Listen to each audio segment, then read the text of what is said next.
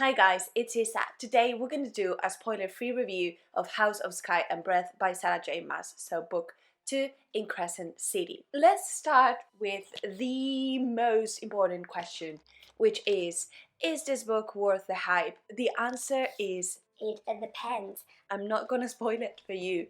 For me, though, it was kind of a 4. It wasn't my favorite. I think that the first one, Crescent City, was better. For me, it was a 5, and this is a little bit less, more in the 4.5 stars. So that's kind of like my feeling overall. And now let's get to the different things that I liked and that made it a 4, and also the things that for me wasn't as good and that ensured that it maintained that 4. Of course, spoiler free. Starting with the things that I like, the story begins just right after the events of last book, so only 3 months have passed and we are still very fresh in the aftermath of this war, and we see how Bryce and Hunt are trying to lay low, having a normal life, and we get to see them a little bit trying to go to parties, trying to, just enjoy Sample, all of those things that I really cherished in book 1. In terms of how the story will go, it's pretty similar to book 1 in terms of, okay, in Crescent City 1, we've got this investigation towards Danica's death, and in here we will have also an investigation trying to figure out where this Emil boy is. So if you liked this kind of adventure going towards stuff, figuring out different clues, that's also something that you will have in this book, and I really enjoyed it. I thought that was interesting in book 1, and in here it was also interesting. And then I think this book really delivers in terms of the relationship between Bryce and Hunt. Like we've got in book 1 this tension that was creating and creating and creating and compounding, and in book 2 we get to see a little bit more of that moment, and I thought that that was like, yes, I deserve this, thank you. We will also get to know a little bit of the other characters. We will see a little bit more of Rune, who I absolutely loved, a little bit of Paxia, and a little bit on how the different angelic dynamics happen. So it's kind of like, it seems that it's in the same path, and I do believe that it delivers. It's a book that for me delivers. And although it's like similar length, for me it's a book that felt shorter because there has a lot of different action scenes. It's divided in 3 parts plus a prologue and an epilogue, and like a lot happened, so things went really, really, really, really fast. It always goes forward. I had the impression in Crescent City 1 that with the Danica's mystery we're having this, okay, this goes well, but then it was kind of a trick and it was not really a clear clue, and then it was like, okay, no, erase it.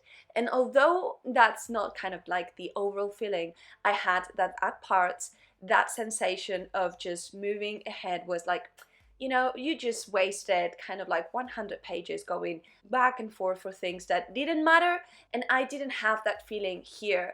The characters advance all of the time, and like we will see a little bit more of this revolution between the humans, and I think that it's fulfilling there. Like the enemies or the antagonists of the books are also very well placed. We will have kind of like this revel, but we will also have like the bigger deal that it's happening, the revolution, the different parts of hell, and I loved all of that.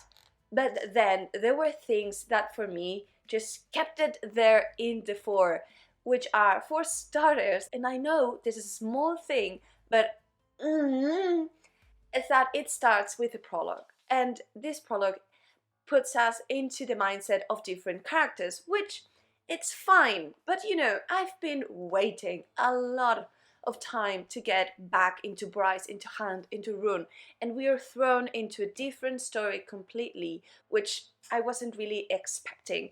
It isn't really bad though, because this product sets the story of one of the main threads, which is how we will need to discover where this kid is and how to save them.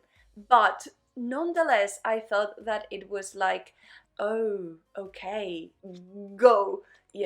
Then another thing I really loved way more this mystery when it was Danika's oriented. I thought that this one was a little bit far-fetched, like it was interesting, and I was like all for it, but at the same time I felt that it wasn't as important to the story, to the characters, as the first one. And although there are parts in which this mystery it's also related to Danika's and we are going to get to know more things, in the end it was like, yeah, it felt a little bit far-fetched, a little bit info dummy, and I really needed to move myself towards not just the first 100 pages and then hooked right to it. It took me like almost half of the book to get into the story, to really live the story and to really get hooked to it. And you know, that's like 400 pages. so. And then back to the, yes, but how are you feeling now? So I'm feeling like concerned. I ended the book and I, no joke, was like, okay, okay, okay, okay. So it really messed my mind for a while, and I needed to, you know, just take it calm, let things to take their places, which again I think it speaks good for the book and making you feel stuff. And it really ends leaving you with the grave of book 3, so that aspect it's also covered. And book 3, it's not coming soon enough. There were some new characters and some new scenes that I was really living for, and I absolutely thought that Rune made it in this book, and I just sucker for him, so I really enjoyed it. So let me know how your read goes, if you're planning to pick this up soon or not, and if you're interested for me to do a spoiler full review also of this book, let me know and I'll be happy to do it. And I really hope to see you soon in another video. Bye bye!